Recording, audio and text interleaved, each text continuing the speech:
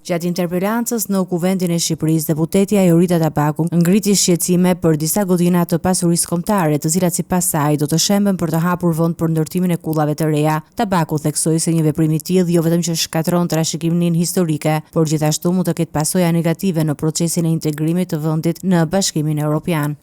U mbrojt arkitektura e një vjedhje globale, e organizuar. Pasuria kombëtare nuk është trashëgimi familjare. Pasuria kombëtare nuk mund trajtohet si një pazar i mbyllur. Nuk mund të lejojmë që kjo piramidë e vjedhjes pronës publike të kalojë pa llogaridhënie.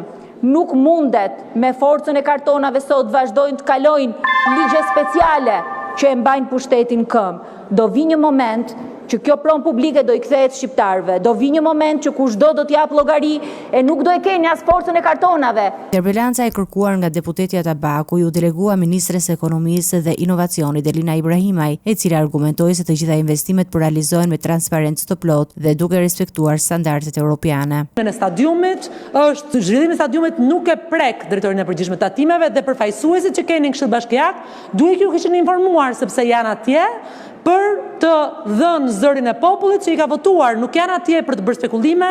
Diskutimi nxiti një përplasje mes opozitës dhe qeverisë, ku Tabaku paralajmëroi se vendime të tilla mund të minojnë besueshmërinë e Shqipërisë në rrugën drejt Bashkimit Evropian.